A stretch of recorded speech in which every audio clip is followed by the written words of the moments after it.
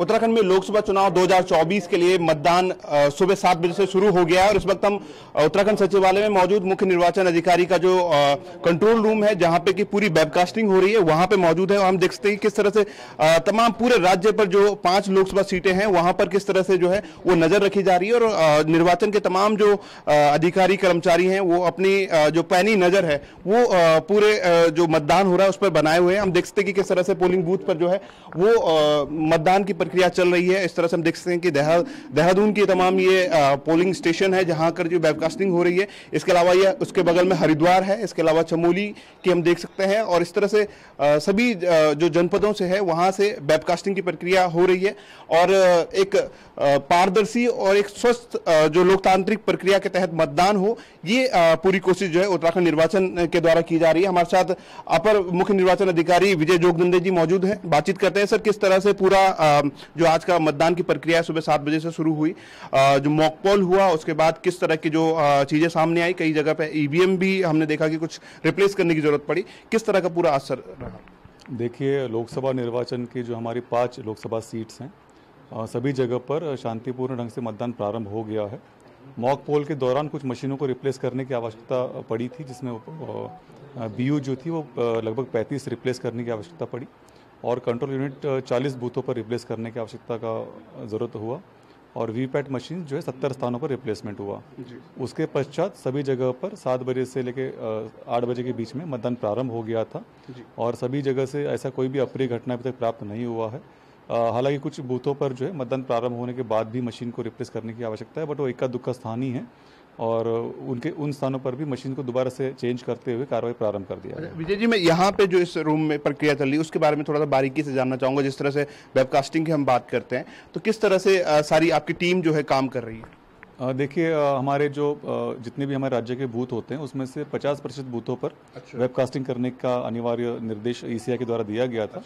निर्वाचन आयोग के निर्देश के अनुक्रम में हमने पूरे राज्य में 5892 बूथों पर वेबकास्टिंग की व्यवस्था सुनिश्चित करवाई है और तरह से मतलब जो सभी जनपदों का जो वेबकास्टिंग का लाइव स्ट्रीमिंग होता है यहाँ पर डिस्प्ले हो रहा है। जैसे आप देख सकते हैं, बिल्कुल।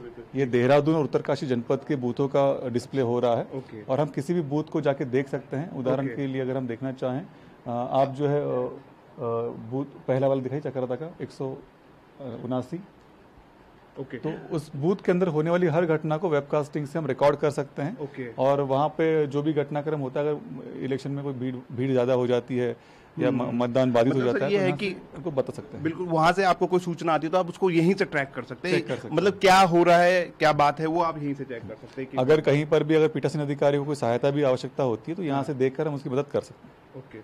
तो इस तरह से जो इंटीरियर में जो खास तौर से होता है तो वो वहां पर भी हमारी पूरी वेबकास्टिंग है। देखिए, हमने जो है विशेष रूप से 50% बूथों पर हमने ये वेबकास्टिंग व्यवस्था सुनिश्चित करवाई है। हर जनपद के 50% बूथ हम कवर कर रहे हैं और जहाँ पे जो नेटवर्क अवेलेबल होता है उस नेटवर्क का प्रयोग करके स्ट्रीमिंग की जाती है। अच्छा सर, मेरा सवाल इस वेबकास्टिंग को लेकर ये भी है कि कई हमारे पहाड़ी जनपद जैसे पिथौरागढ़ हो गए, उत्तरकाशी हो गए, इंटीरियर में है और जब पहले पारंपरिक तरीके से चुनाव होता था तो बहुत डाउट रहता था। अब जो ये प्रक्रिया हुई है, क्या हम उन जगहों का भी एक्सेस हमें मिल पाया है?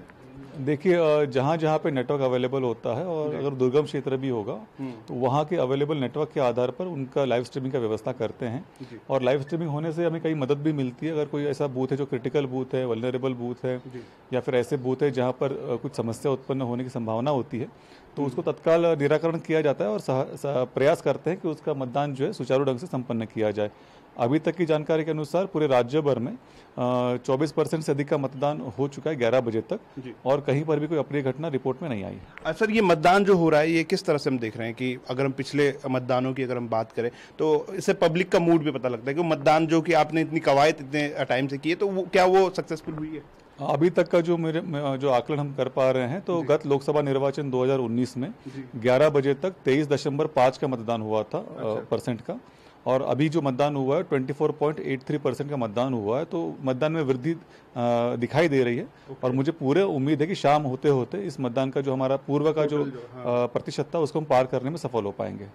सर, ये तो हुई वेबकास्टिंग जो रूम है आपका, इसके बाद इसके अलावा आपका एक और कंट्रोल रूम भी है, वहाँ पर भी आप पूरी प्रक्रिया वहाँ पर भी चलेंगे सर? वहाँ पे तो इस तरह से हमने अभी वेबकास्टिंग रूम का जायजा लिया, जहां पर कि उत्तराखंड के 50% जो पोलिंग बूथ है वहां पर लाइव नजर रखी जा रही है। और खुद हमारे साथ जो है अपर मुख्य निर्वाचन अधिकारी विजय जोगदंडे जी मौजूद थे, जिन्होंने बताया कि धारचूला से लेकर के उत्तरकाशी तक के तमाम जो क्रिटिकल और दुर्गम क्षेत्र में जो इलाके हैं वहां पर भी वेबकास्टिंग की जा रही है। और इसके अलावा एक और कंट्रोल रूम में जहां पे कि चुनाव से संबंधित तमाम जो गतिविधियां हैं उन पर पैनी नजर रखी जा रही है। बातचीत करते हैं यहाँ पे जो भी कार्रवाई हो रही है, किस तरह की कार्रवाई है विजय जी से।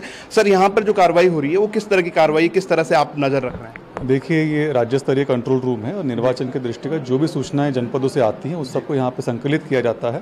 जैसे परिवहन विभाग का कंट्रोल रूम यहाँ पर है, लॉ एंड ऑर्डर की रिपोर्ट यहाँ पर आती है, जो भी सीजर्स होते हैं विभिन्न विभागों के द्वारा वो भी यहाँ पे रिपोर्ट की जाते हैं। मतदान के दिवस पर जो भी मतदान का प्रतिशत है, ईवीएम रिप्लेसमेंट की सूचना है, उसको यहाँ पे संकलित किया जाता है। और हम पूरा प्रयास कर रहे हैं कि समय से सूचना संकलित की जाए ताकि निर्वाचन आयोग को समय से सूचना दी जा सके। अच्छा, कम्युनिकेशन कितना स्मूथ हुआ है हमारा, चाहे हम जिलों में बात करें या फिर पोलिंग बूथ्स में बात करें, कितना स्मूथ हमारा कम्युनिकेशन हुआ है और किस तरह से हम रिस्पॉन्ड कर रहे हैं उस पर? देखिए, अभी तक जो सूचना हमको प्राप्त हो रही है, हमने विभिन्न माध्यमों से सूचना को संग्रहित करने का प्रयास किया है। मतदान के प्रतिशत को संग्रहित करने के लिए पोल डे मैनेजमेंट सिस्टम होता है, PDMS, उसका प्रयोग किया जा रहा है। साथ साथ में ईवीएम रिप्लेसमेंट की सूचना को कंट्रोल रूम से प्राप्त किया जा रहा है।